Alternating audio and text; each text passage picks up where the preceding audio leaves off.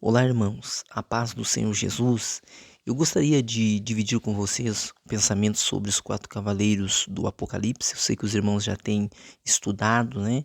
Já tem bastante assunto sobre esse tema, mas eu gostaria de fazer a minha própria narração aqui e passar para os irmãos, né? Esse conhecimento tão lindo sobre os quatro cavaleiros do Apocalipse. De momento, não vou contextualizar com as revelações do profeta Zacarias, que eu tenho um vídeo à parte para falar sobre isso. Então já quero pedir de antemão para os irmãos curtir, compartilhar e se inscrever no canal. Assim os irmãos estarão nos ajudando também.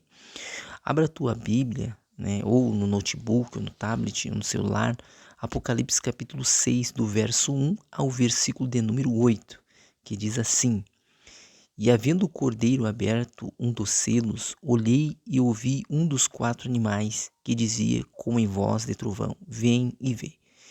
E olhei e eis um cavalo branco. E o que estava sentado sobre ele tinha um arco e foi-lhe dada uma coroa. E saiu vitorioso e para vencer. E havendo aberto o segundo selo, ouvi o segundo animal dizendo: Vem e vê. E saiu outro cavalo vermelho. E ao que estava sentado sobre ele foi dado que tirasse a paz na terra, e que se matassem uns aos outros. E foi-lhe dado uma grande espada. E havendo aberto o terceiro selo, ouvi dizer o terceiro animal: Vem e vê.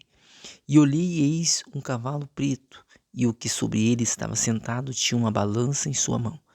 E ouvi uma voz no meio dos quatro animais que dizia: Uma medida de trigo por um dinheiro, e 3 medidas de cevada por um dinheiro, e não danifiques o azeite e o vinho. E havendo aberto o quarto selo, ouvi a voz do quarto animal, que dizia: Vem e vê. E olhei e eis um cavalo amarelo, e o que estava sentado sobre ele tinha por nome Morte, e o inferno seguia, e foi-lhes dado o poder para matar a quarta parte da terra com espada, e com fome, e com mortandade, e com as feras da terra. Pois bem, nós já temos entendimento de que muitas vezes o pré-tribulacionismo, ele diz que o cavalo branco, ele simboliza uma falsa paz, simboliza o anticristo.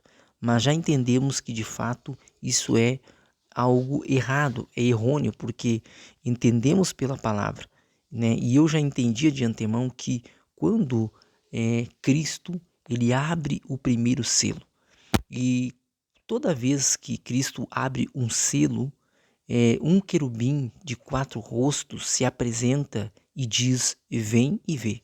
Por isso que nas imagens você vai ver repetitivo muitas vezes o quadro de imagens, mas toda imagem, todo cavalo que procede um após o outro, você vai ver que o primeiro é o rosto de leão, depois você vai ver o rosto de águia, ou o rosto de homem, ou rosto de boi, enfim, na sequência como está no vídeo, porque é assim que acontece quando o Senhor ele vai abrindo os selos e ele vai delegando a autoridade para cada um dos 4 cavaleiros, que também são chamados de 4 ventos do céu.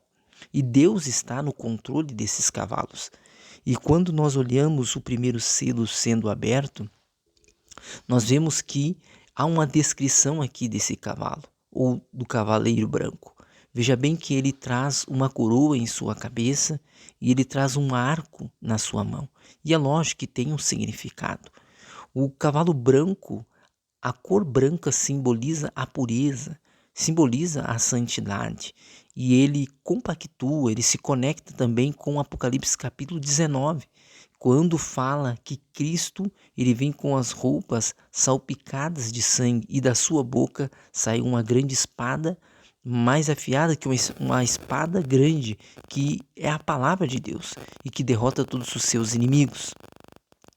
É claro que o cavalo branco, quando sai da abertura do primeiro selo, ele simboliza Cristo, pois ele é o próprio Evangelho, que ele saiu vitorioso e para vencer. Ora, o pré-tribulacionismo diz que o cavalo branco seria a falsa paz. Mas quando nós conectamos e entendemos de que é impossível o inimigo das nossas almas, o anticristo, sair vitorioso e para vencer. Em nenhuma passagem das Escrituras nós vamos ver a cor branca sendo declarada, definindo o anticristo ou a Satanás ou a antiga serpente, como você queira denominar. Não, mas Cristo sim, ele está vestido de vestes brancas quando nós olhamos quando ele vem na segunda vez, pois ele vai pisar sobre o Monte das Oliveiras, como está escrito em Zacarias no capítulo 14. Então veja bem que o cavalo branco que sai de dentro do primeiro selo, ele simboliza o Evangelho. E o arco na mão simboliza Judá. E as flechas, mesmo que ali não esteja aparente, porque o versículo não fala das flechas, mas nós entendemos que todo valente que sai com o seu arco e a sua aljava, ele tem as suas flechas. E quando nós não enxergamos as flechas aqui, é porque as flechas possivelmente podem já ter sido lançadas pelo valente, pelo evangelho, que já estão levando a mensagem da cruz, a palavra de Deus. E essas flechas, com certeza são os gentios que estão espalhados, que estão anunciando o evangelho. Então nós já entendemos que o cavaleiro branco, ele simboliza o evangelho, ele simboliza a casa de Judá e ele simboliza também a casa de Efraim, que são os gentios. Então, que são as flechas na mão do valente. Então veja bem que logo depois do cavaleiro branco, Cristo abre o segundo selo. E ele ouve, e a gente ouve uma segunda voz de um outro animal dizendo: vem e vê. E nós vemos que vem um outro cavalo, agora de cor vermelha. E o que estava sentado sobre ele foi dado que tirasse a paz na terra. Olha, a cor vermelha simboliza o sangue. Perceba que no tempo em que o evangelho estiver sendo pregado, na primeira semana da última semana profetizada, na metade da primeira semana profetizada pelo profeta Daniel, as duas testemunhas, que não são dois homens, mas é o espírito de Moisés e o espírito de Elias, que vai estar distribuído sobre a casa de Judá e a casa de Efraim, os gentios, que estarão pregando no entorno ou dentro de Jerusalém. É lógico que a Bíblia descreve no capítulo 11 de Apocalipse que as testemunhas vão pregar por 3 anos e meio e ninguém poderá lhes causar dano. Ninguém. Porque se alguém quiser causar dano a elas, vai sair fogo da boca delas e vai consumir os seus inimigos. Mas depois desses 3 anos e meio, a palavra diz no Apocalipse 11 que o anticristo, ele vai mandar matar e vai vencer as testemunhas e que elas ficarão expostas durante 3 dias e meio. Alguns têm entendimento que são 3 dias e meio literais e outros dizem que é 3 anos e meio que ficarão expostos os seus corpos ali. Mas o que nós temos que entender é que as testemunhas, elas serão mortas, mas não serão vencidas. Porque a palavra diz que aos olhos de todos, Deus vai colocar o Espírito dentro delas e elas vão ressuscitar aos olhos de todos. Mas veja bem que o que eu estou querendo dizer é que, mesmo ouvindo o Evangelho, no tempo, no período da tribulação, as pessoas, muitas delas com o coração endurecido, não vão crer na palavra. Não vão ceder, o coração está endurecido, não vão aceitar a palavra do reino, a palavra do evangelho.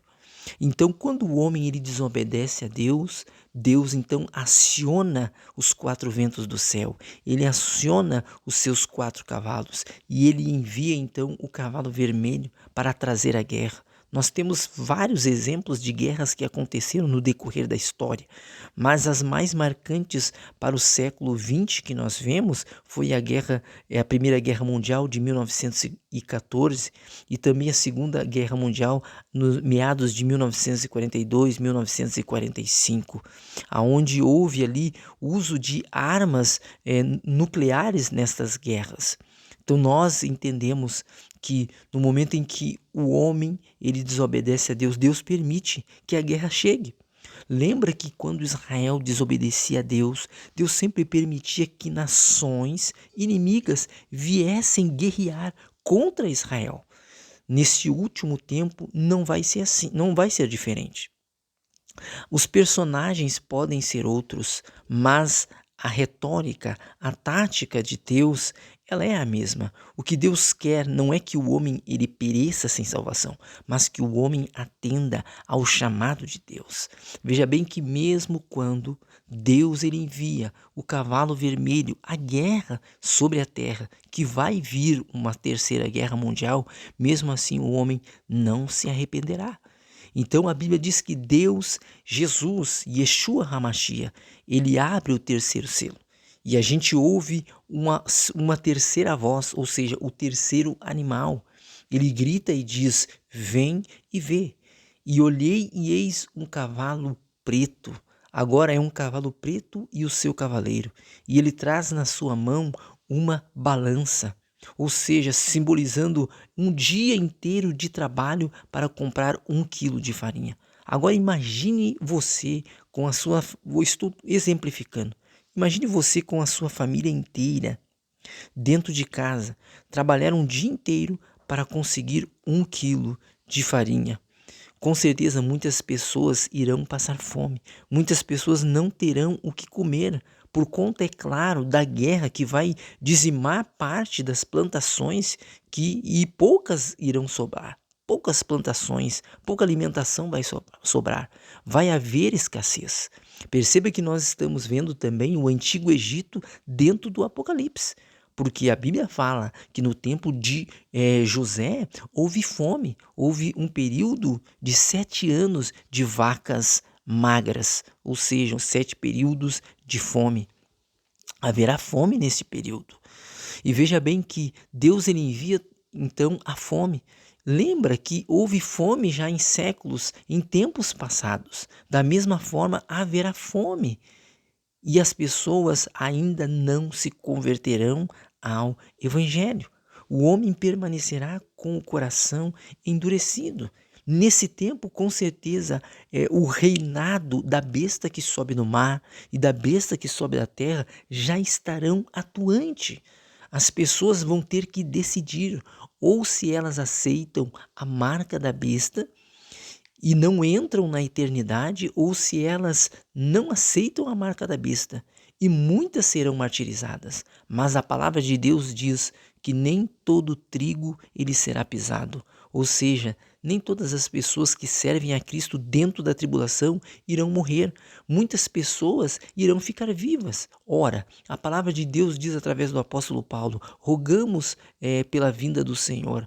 E Paulo diz em 1 Coríntios que ante o ressoar da última trombeta, 1 Coríntios 15, 52 a seguir, ante o ressoar da última trombeta, os mortos ressuscitarão primeiro, e nós que ficarmos vivos seremos arrebatados juntamente com eles nos ares. Então perceba que muitos morrerão em Cristo, mas outros permanecerão vivos, ou seja, nem todo trigo será pisado, nem todos morrerão. Mas o que eu estou querendo dizer é que nesse período haverá fome e as pessoas terão que decidir, porque a Bíblia diz que só vai poder comprar ou vender aqueles que estiveram no número 666, que é o número de homem, ou seja, é um sistema humano, com certeza ligado com algo físico e algo espiritual. Sabemos que hoje existem muitos trabalhos através da inteligência artificial, e uma dessas pessoas que trabalham para implementar o chip. Eu vou usar esta expressão do chip, não que seja o chip a marca da besta, mas ele possivelmente também esteja anexado junto nesse contexto, porque o Elon Musk, dono da Neuralink, ele já está fazendo teste com chips na mente das pessoas. Então perceba que o anticristo ele vai ter uma imagem para ser adorada, assim como Nabucodonosor tinha uma imagem que ele queria que todos adorassem. O último upload que vai ser feito não vai ser num outro celular, não vai ser em outro Apple, em outro Android, não. Vai ser na mente do ser humano.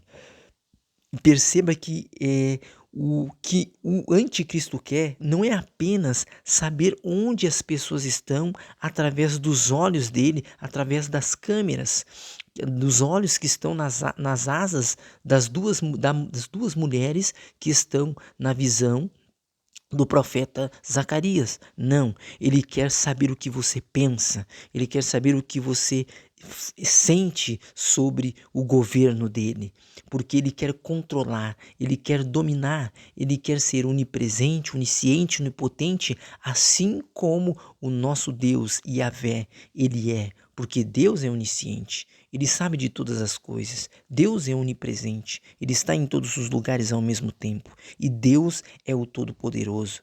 Perceba que mesmo o homem vendo tantas.